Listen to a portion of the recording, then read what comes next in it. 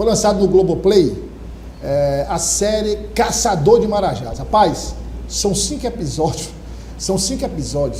cada um de quase 1 hora. Eu assisti de uma vez, porque não tem como parar. Olha, é um negócio, inclusive, traz alguns pontos interessantes. É a história do Collor, não a história do Fernando Collor de Mello, que também mas a história política do Fernando Collor de Mello. A história, aí são fotos, imagens do documentário. Você vê o Collor recém-eleito presidente da República. Então é o seguinte, se tiver o GC aí, coloca, por favor. Conta a história desde a juventude do Collor, né? A entrada dele na política, prefeito de Maceió, para lembrar... não, tira aí esse GC, o que é isso? Coloca aqui atrás as imagens, aqui no telão. Lembrando aqui o seguinte, virando era mesmo. Lembrando o seguinte, naquela época era prefeito biúnico. Prefeito biúnico, indicado. Era o quê? Era por causa da ditadura, então os prefeitos eram indicados. Por exemplo, quem indicava lá, o general, sei lá, não, Ezequiel, então, indicava lá, nomeava, então de prefeito... ele foi deputado federal, de deputado federal, governador de Alagoas, e governador de Alagoas, presidente da República, né? E o primeiro presidente da redemocratização que foi empichado, né? Então, tem algumas questões interessantes. O pai, o Arnon de Mello, foi senador, enfim. O Arnon de Mello não... Aí é o verdadeiro ciribolo de família, né? Ficou claro, muito claro, a gente já sabia, mas tem coisas novas. Ciribolo de família.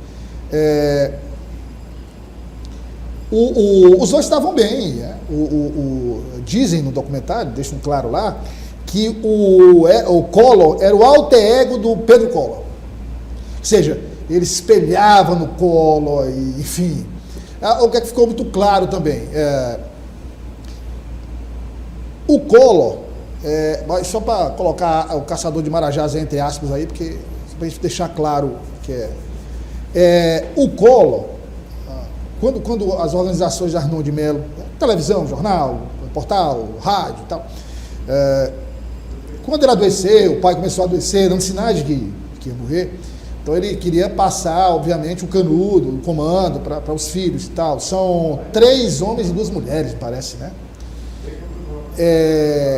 Então, ele, tanto a dona Leda quanto o pai, Arnon de Mello, gostavam muito do Collor, né?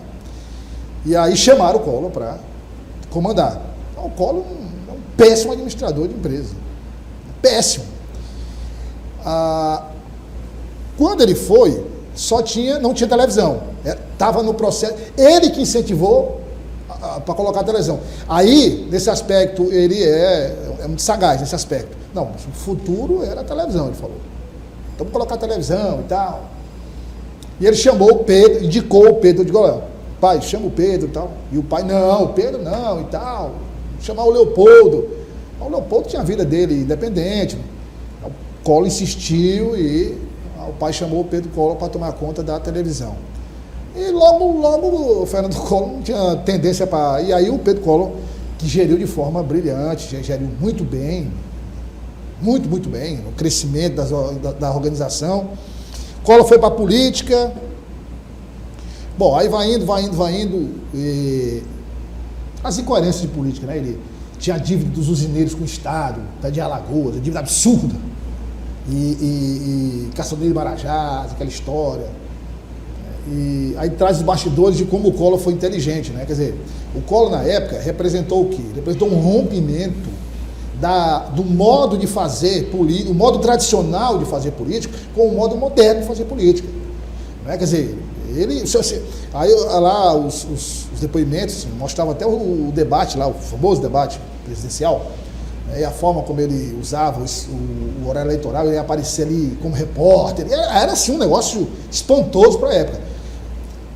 O que o Collor usava muito também, ficou muito claro lá, pesquisa eleitoral.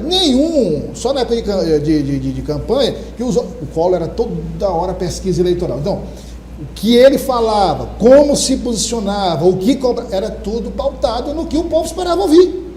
Junte-se a isso, excelente orador, uma figura muito carismática. Então o homem foi. E também tem um detalhe na decisão dele de ser presidente da República, que só ele mesmo acreditava na candidatura dele. Ele decidiu ser candidato a presidente, e só ele acreditava. Começou com a doação de $100 mil para a presidência da República, nada, da própria mãe. Né? E depois foi indo, foi furando. Lembrando aquela, muita gente de idade já sabe, mas só para usar na internet, você tinha naquela eleição de 89, figuras tradicionais, Lula. Silvio Santos, né? O Silvio Santos que foi rápido, mas no começo Lula, Aureliano Chaves, Ronaldo Caiado, Mário Covas. O Brizola foi candidato. Brizola foi candidato, o menino foi candidato, o Paulo Maluf, candidato. E o Collor no meio dessa história aí. Foi ali. Não participou de um debate no primeiro turno. Só não participou. Aí ele foi ali, caminhando. E foi para o segundo turno. Tá? Ele tinha medo de ir para o segundo turno com o Brizola. E aí, você lembra, foi pau ali no segundo turno. Brizola e Lula, quem ia para... E foi o Lula. Então, o Collor, beleza e tal. Bom, daí em diante, aí deslanchou. Aí veio dinheiro, tal. Apoio do mercado. Apoio do mercado. Antes, são parentes sobre PC Faria, tem muito sobre PC Faria lá.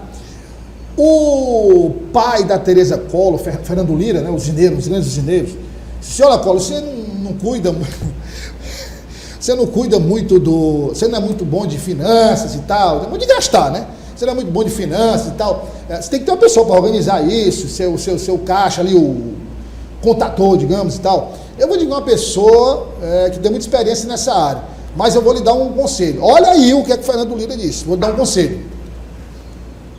Ele é muito bom, mas se eu convidá-lo para o meu escritório, ele não entra em todas as salas.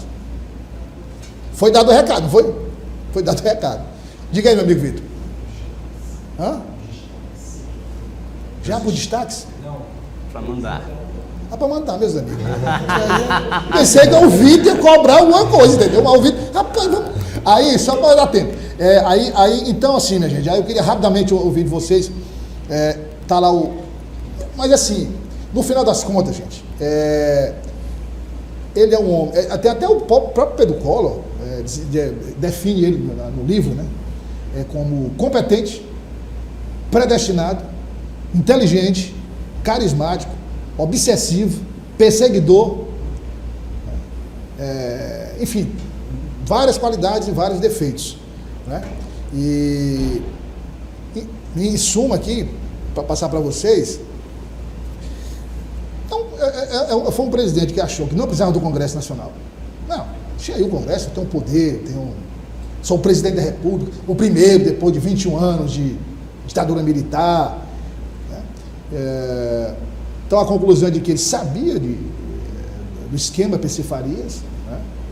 Ele sabia do esquema, não fez as alianças necessárias, e achou até o último instante que superava tudo, que ainda tinha aquele poder de mobilização das massas. Tem aquele discurso dele numa solenidade para os taxistas, né? Não me deixem só, no próximo domingo vistam alguma peça de roupa, usem alguma peça de roupa com as cores da bandeira do Brasil, estão no céu de preto, cara pintado e tal. Então foi uma... E engraçado que tempos depois ele dá uma entrevista explicando aquele episódio para o Geneton, o falecido Geneton Moraes Neto, dos brilhantes jornalistas brasileiros. Ele diz o seguinte: não, ali foi o seguinte, ali a pressão era muito grande. Se ele estava, imagina, um negócio realmente, não quero nem pensar nisso. A pressão muito grande, e ali ele disse que era como se ele quisesse fazer logo, saber logo. Dá para reverter ou está perdido?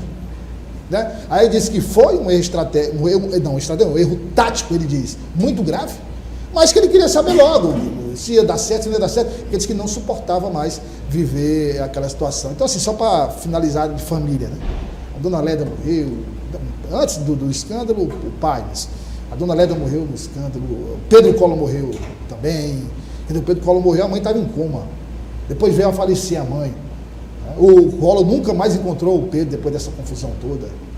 A mãe, que aí gerou a confusão, tirou o Pedro da administração das empresas, dizendo que ele estava passando problema emocional. Aí há quem diga que o Collor interferiu nessa... Rapaz, é uma briga de família que a nação pagou caro, né? E é interessante a gente destacar um lado positivo, porque foi Fernando Collor que, de certa forma, começou a abrir o mercado brasileiro. Não, só um detalhe, João. E aí nós estamos falando do lado negativo, mas tem Sim, muita exato. coisa positiva do Collor, que o João falou, muita coisa positiva. E iniciar exatamente por isso. Foi o presidente da República que começou a fazer a abertura do Brasil ao capital estrangeiro, que foi essencial.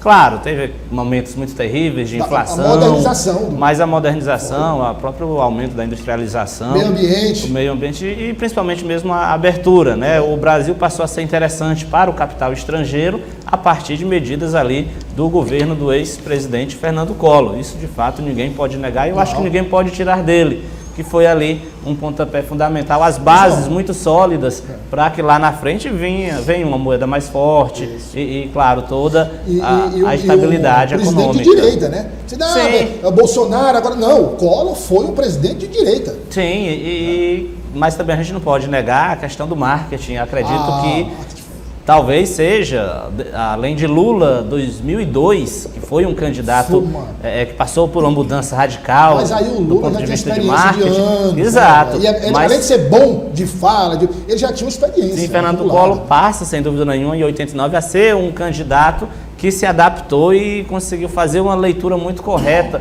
do que a sociedade brasileira esperava para, a partir daí, se projetar. Então, são méritos que ele tem. Claro, sem entrar na seara de confusão, de corrupção, de escândalos familiares, de escândalos de toda ordem que acabaram resultando aqui também nessa imagem ele está com na questão do impeachment. A Rosane. Mas eu destacaria essas duas questões positivas. O fato dele ser um candidato maquiado, mas que conseguiu se adaptar muito bem às linguagens de marketing e vencer uma eleição onde a televisão foi decisiva, né? Muito. E principalmente esse aspecto positivo de entender a necessidade de abrir o Brasil para o capital estrangeiro, coisa que a ditadura militar errou muito do ponto de vista econômico. Não, né? Fechou. Completamente. E coube a Fernando Collor ter as condições ali de fazer essa reabertura, o que melhorou consideravelmente a economia do nosso país. A telecomunicações, uma série de coisas. E tem um detalhe, os ataques ao presidente Sarney, foram... e aí tem um depoimento do presidente Sarney dizendo o seguinte, que até aquele momento, política se fazia uma crítica aqui, outra crítica ali, tirando ali aquele episódio do Lacerda e Getúlio Vargas, né? Não se fazia isso. O Collor que inaugurou, começou a bater no Sarney ali, enfim. E o detalhe da Tereza, da Rosiane, da família Malta, né, de uma cidade do interior, da Rosiane. Não precisa confirmar. Não, a mulher do Collor. Rosane Collor. Foi uma festa lá de 15 anos de debutante. Ele foi convidado para... Foi tipo paraninfo da debutante. Ela estava completando 15 anos. Né? E a tradição era escolher a debutante mais bonita para o paraninfo dançar. Não tinha sido escolhida, aí um bastidor, não tinha sido escolhida a mais bonita. O Collor foi até ela. Ela disse, não, mas não teve eleição. Disse, não, mas eu estou dizendo que você é a mais bonita e tal. E eles começaram não a namorar, mas começaram, digamos, a se aproximar e tal. Aí depois ela foi para Maceió, e ele já prefeito de Maceió. E aí se casaram, né? Terminaram se casaram. Foi um casamento razoavelmente longo, né? Douglas, só um acréscimo aqui nessa discussão. Boa tarde. Sou nem era nascido na época. Nem eu nasci em 91, Collor chegou em 89. Quase nos anos 2000, mas... E nem o Natan também. Veja bem, em 91 você nasceu, mas o Collor já era presidente. Sim, falando da campanha. Natan é mais novo ainda. Tenho 93. Você nasceu em 93. Então, já tinha sido caçado, né? O Ezequiel não havia mais quase registro do Collor quando ele nasceu. 2000, o negócio já... Eu só ia falar um acréscimo nessa discussão, Douglas, é que Collor foi tão otimista, né? Entusiasta com as comunicações que o maior grupo de Alagoas da comunicação fez agora no final do mês de setembro 50 anos, né? E por conta então de uma certa emblemática que está acontecendo hoje no estado de Alagoas, acabou que está assim falando muito sobre esse assunto, mas só para destacar que o maior Arnaldo de Mello por ele. Eu não sei nem como é que está. Teve uma polêmica agora, um rompimento com Isso, a Globo, né? Cumprimento com o Grupo Globo e tudo mais. Porque foi do Grupo Globo, sempre foi, né? Com televisão, quando começou a afiliada, né? Afiliada, né? Afiliada. Mas eles perderam o direito lá de ser afiliados da Globo e tentam manter na justiça isso. É uma confusão lá. Mas é a família que administra ainda? Isso, mas há uma briga muito grande, exatamente porque se perder o fato de ser filiado da Globo, obviamente entra praticamente em falência, é uma confusão. Mais um problema para o Fernando Collor hoje, né? Mas é o seguinte, é uma questão que, assim, Nathan, é um problema familiar, de desentendimento, né, que nunca se entendeu. Quer dizer, assim, a questão me mostra claramente que a estrutura familiar, a base familiar, o respeito, a educação, você pode dizer, mas o que é que isso tem a ver com a presidência da República? Daí. Da residência dos Collor de Mello, da família, foi desembocar na presidência da República o escândalo que causou tudo isso. Se tivesse havido uma educação mais forte, uma disciplina, que não houvesse, acho que o pai e a mãe cometeram um erro muito grande, por mais que intimamente você goste mais de um filho do que do outro, você não pode externar nunca isso. E você tem a obrigação de dar atenção e educação e carinho igualmente, né? Eles externaram isso, quer dizer, o Collor era o galã, sempre foi o... Depois que tem até um desfile aí em Brasília, da marca famosa, ele participou aí, é um sucesso, o homem era, entendeu? E aí, deu no que deu, né? Então, assim, Nathan. Mas o Nathan, como um bom jornalista, claro, estudou muito, conhece bem essa época, e é uma época, e foi um momento perigoso, que você teve a eleição indireta do presidente Tancredo Neves, que teve toda a estrutura de campanha, apesar de ser indireta, mas teve comício, teve a morte de Tancredo Neves, que não assumiu, não é?